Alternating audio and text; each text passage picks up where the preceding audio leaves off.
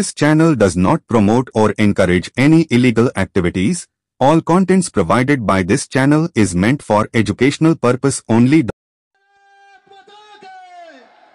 হাসপাতালে নিরাপত্তারক্ষীর নামে তৃণমূল যাদেরকে ঢুকিয়েছে তারা ধর্ষণ ও জেহাদি মানসিকতার প্রকৃতির বললেন বিরোধী দল নেতা শুভেন্দু অধিকারী।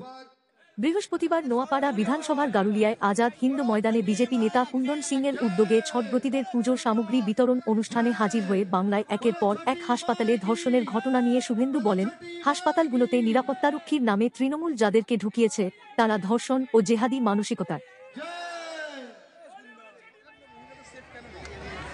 কারণ হসপিটালগুলোতে ওই যে সিকিউরিটির নাম করে তৃণমূল কংগ্রেসের লোকেরা যে লোকেদের ঢুকিয়েছে সেই লোকেরা সব এই ধর্ষণ মেন্টালিটি, জিহাদি মেন্টালিটি,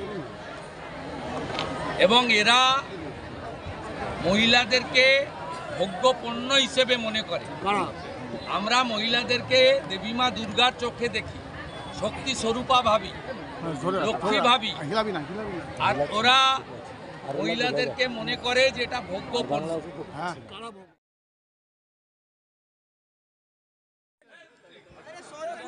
এরা মহিলাদেরকে ভোগ্য পণ্য হিসেবে মনে করে, কিন্তু আমরা মহিলাদেরকে মা দুর্গা, শক্তিস্বরূপা ভাবি।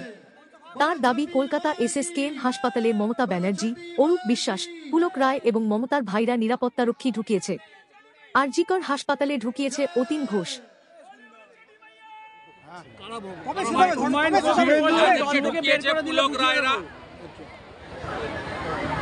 যাদেরকে ঢুকেছে মমতা ব্যানার্জি, অরূপ বিশ্বাসরা এসএসকেএম এ, মমতার ভাইরা কুমার সাহা, বাবলু সিং, কারা ঢুকাইলো? আরজি করে কে ঢুকিয়েছে? অতীন ঘোষ।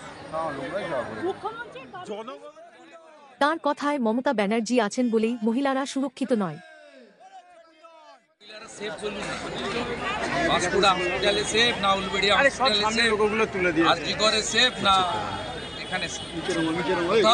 মমতা ব্যানার্জি আছেন তাই মহিলারা সেফ।